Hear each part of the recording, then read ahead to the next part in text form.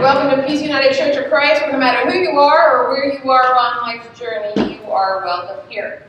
Today we continue our worship series called Who Are You? I'd like to say anyway, but that's not the title. Who are you? And today we focus specifically on connecting with our belovedness, which is not a word actually, but we're using it as one. I think I don't need to say anything except join me in these opening words. Open your hearts and ears to hear them. We enter this time of worship together ever mindful that we have this moment and only this moment. We recognize we are not perfect and will never be. We do not have to be. We are enough as we are. Right now. We are beloved children of God. Together, each bringing with us who we are, we pause in our busyness to recognize the light of love in our midst, indeed, in one another. And we give thanks. Our reading this morning is from Isaiah 42. Here is my servant, whom I uphold, my chosen, in whom my soul delights. I have put my spirit upon him. He will bring forth justice to the nations. He will not cry or lift up his voice or make it heard in the street. A bruised reed he will not break, and a dimly burning wick he will not quench. He will faithfully bring forth justice. He will not grow faint or be crushed, until he has established justice in the earth, and the coastlands wait for his teaching. Thus says God, the Holy One, who created the heavens and stretched them out, who spread out the earth and what comes from it, who gives breath to the people upon it. I am the Holy One. I have called you in righteousness. I have taken you by the hand and kept you. I have given you as a covenant to the people, a light to the nations, and to open the eyes that are blind, to bring out the prisoners from the dungeon, from the prison who sit in darkness. I am the Holy One. That is my name. My glory I give to no other, nor my praise to idols. See, the former things have come to pass, and new things I now declare. Before they spring forth, I tell you of them. And from Matthew 3, Then Jesus came from Galilee to John at the Jordan to be baptized by him. John would have prevented him, saying, I need to be baptized by you, and do you come to me? But Jesus answered him, Let it be so now, for it is proper for us in this way to fulfill all righteousness. Then he consented. And when Jesus had been baptized, just as he came up from the water, suddenly the heavens were opened to him, and he saw the Spirit of God descending like a dove, alighting on him. And a voice from heaven said, This is my Son, the beloved, with whom I am well pleased. And from this time and place, life isn't always about finding yourself. More often than not, it's about discovering who God created you to be. From David A.R. White. And from Maya Angelou, while I know myself as a creation of God, I am also obligated to realize and remember that everyone else and everything else are also God's creation. For the wisdom contained in these holy words, we give thanks. Amen. Have compassion for everyone you meet, even if they don't want it. What seems conceit, bad manners, or cynicism is always a sign of things no ears have heard, no eyes have seen. You don't know what wars are going on down where the Spirit feeds the body. Ring the bells as still can ring. Forget your perfect offering. There is a crack in everything. That's how the light gets in. Who are you, anyway? Beloved, authentic, relevant?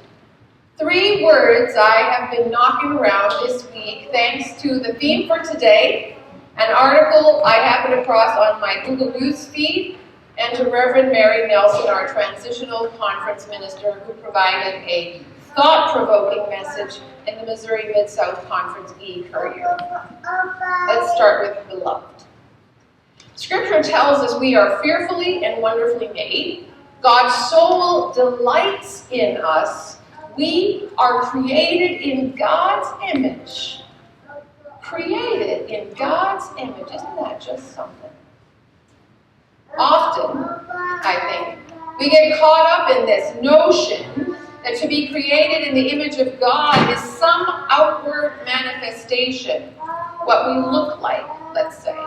And I'm telling you that that notion has got human beings in a heap of trouble throughout history and today too, if we're being honest. Why? Because in reality, when we think about being created in the image of God in a physical sense, it turns into an understanding of God being created in our image. And that leads us down a dangerous path, one that includes, let's say, a false notion that Jesus had blonde hair and blue eyes, invites the enslavement and oppression of people based on the hue of their skin, and emboldens a patriarchal and homophobic system that diminishes humanity. See what I mean? When I say God is, what's the first thing that comes to your mind? God is love. Love. Nan Merrill, in her adaptation of the Psalms, continually names God as beloved. If we are created in God's image, then we too are beloved. Get it? It's actually a mathematical equation. What would it look like to think about who we are from the inside out? An embodiment of God's love. Reverend Dr. Otis Moss III suggested on a webinar this week that we might in fact try to embody the way of Jesus, who we heard this morning was God's Son, the Beloved, with whom God was well pleased. Embody his prophetic voice, telling stories and living in the world ways that showed what it was to love, to be loved. Beloved and loving, not through words, through our actions, how we live. Just a note here. If we live out our own belovedness, it means we take care of ourselves. Right? We nurture our souls and our bodies. We rest and exercise and eat right.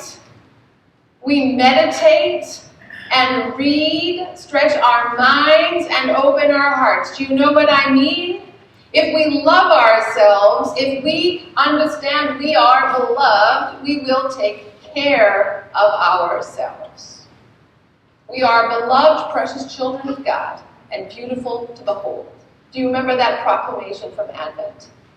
And that means, in the wise words of Maya Angelou, while I know myself as a creation of God, I am also obligated to realize and remember that everyone else and everything else are God's creation. That means they are beloved too. We are beloved, beloved for who and whose we are. It's just that simple. Which brings me to the next word on my mind this week, authentic. To be authentic suggests we know who we are. How many of us struggle with this? You don't have to put your hands up, but think about it for a second. Who am I, we ask ourselves. How often do we forget our belovedness and diminish ourselves as insignificant or unworthy, as a nobody or an anybody? We lose our sense of who and whose we are and disappear from society and from our very selves. There's no space to be authentic because we do not know who we are. We understand ourselves as being too insignificant to matter. Howard Thurman, in his Man and Social Change series on March 19, 1969, and so I'm just going to say that's patriarchal, it was 1969, let's give poor old Howard Thurman a break. Here's the story he told.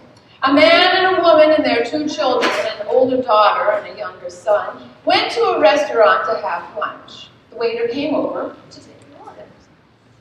The mother gave her order, the father gave his order, the daughter gave her order. And before the son could open his mouth to make a sound, the mother said, "Oh, I'll order for him. I know what he wants." The waiter, however, looked at the young boy and said, "Young man, what will you have?" The daughter said, "Oh, I'll order for him. If mother won't, because if mother were not here and we were together at the restaurant, I would order for him." But the waiter insisted. "What will you have?" And with a soft voice, the son said, "A hamburger." The waiter, with gaze still on the boy, asked, "With ketchup and mustard and relish and onions, the works?" And then, like a soft echo, the voice said, "With ketchup and mustard and relish and onions, the works." The waiter went away, and the father and gave the order, the father's order, the mother's order, the daughter's order, and then with full voice so the boy could hear it, "1 hamburger with the works." And the boy, in utter amazement, turned to his mother and said, "Mother, she thinks I'm real. She thinks I'm real." We have to believe we are real. We are beloved. Beloved, precious children of God and beautiful to behold in order to be who we are, to be our authentic selves, whatever that might look like. And that brings me to the third word on my mind this week, relevance. It's a word we hear all the time these days. How can the church be more relevant? If we are relevant, we will not die as a congregation. Here's what Reverend Mary Nelson said this week about relevance. When we prioritize relevance, what we are doing is letting someone else tell us who they think we should be. We are letting someone else define us. We are letting someone else tell us who they think we should be, like the mother and daughter who knew what they thought the little boy would want to eat. When we let others define us, we're not being our authentic self. We're not being real. We're running away from our beloved self and trying to be someone else for somebody else. Jesus refused to be defined by John the Baptist. When John told Jesus how he thought the whole baptism deal should go, Jesus pushed back and said, "No, let's do this the way it's supposed to be done. You baptize me." When we let others define us, we are not being our authentic selves. We are running away from our beloved selves and trying to be someone else for somebody else when we really need to do. What we really need to do is just be who we are. Frank Martell, in an article written this year, talks about why Finland is the happiest country in the world. And I'm just going to tell you, Finland is also very cold. So there you go. To maintain a high quality of life, he says, there are 3 things people from Finland never do. The first thing he lists is, we don't compare ourselves to our neighbors. In other words, they live their authentic lives. We do not need to be relevant. We need to, as a little boy ordering for himself said, we need to be real. We need to live into our belovedness and recognize all other people as beloved too. We need to be who we are, beloved, precious children of God, and beautiful to behold. For Peace UCC, that means living into our vision and mission. And in case you've forgotten it, let me read the vision and mission. Our vision, creating a radically inclusive, just, compassionate, and sustainable community mobilized toward comprehensive well-being. That's shalom, and that means for everyone. Our mission, Peace United Church of Christ, an open and affirming congregation, lives out the radical teachings of Jesus and works in solidarity with all to achieve well-being, justice, and equity for God's creation. For our own selves, it means figuring out what's deep down in our soul and living it out. Our belovedness is not defined by our job or zip code. It has nothing to do with how we dress or what we drive. And here's the thing. We cannot hope to love anyone else if we do not love ourselves. If we do not embrace the understanding that we are beloved children of God. I encourage you, let's say, for the rest of this month, to look in the mirror each day and repeat these words. I am a beloved, precious child of God, and beautiful to behold. I'm serious. Every day. Look in the mirror. Say those words. I'm a beloved, precious child of God, and beautiful to behold. When you get cut off in traffic, remember the driver of the car that cut you off is too. So is your boss. So is the cashier at the grocery store. So is the person standing at the top of the exit ramp asking for some change. I'm a beloved child of God. You are a beloved child of God. We are beloved, precious children of God, and beautiful to behold. And so is everyone else.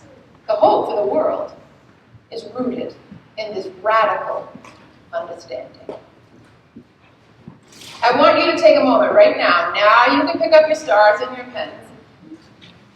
And take a moment to ponder who you think wants to be accepted for who they are, but isn't, and write it on the back of the star. It might be your own name. It might be somebody else's. It might be a group of people. You write it down. Take a minute to do that.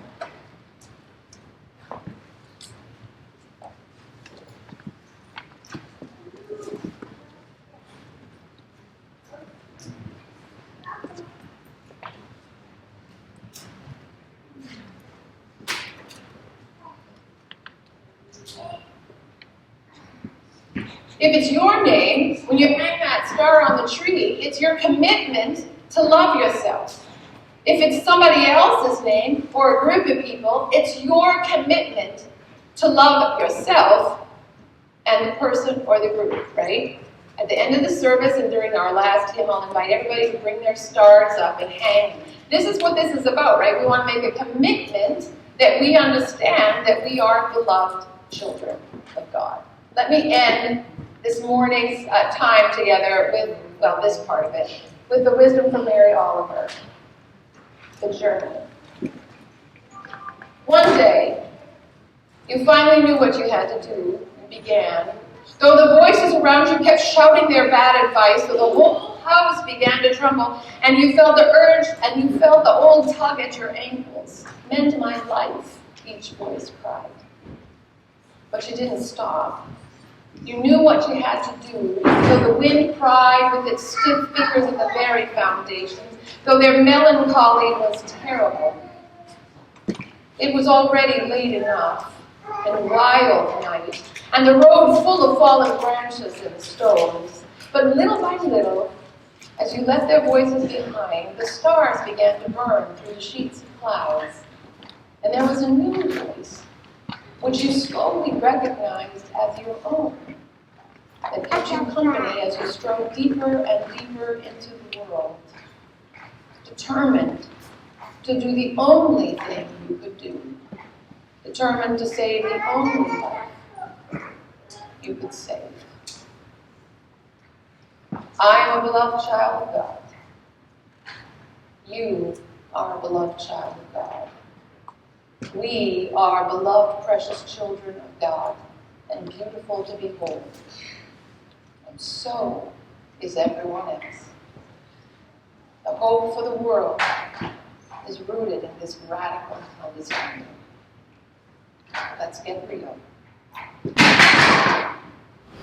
As we leave this sacred place and go into the world, a sacred place, let us not forget we are beloved children of God. I am beloved. You are beloved. We all are beloved. That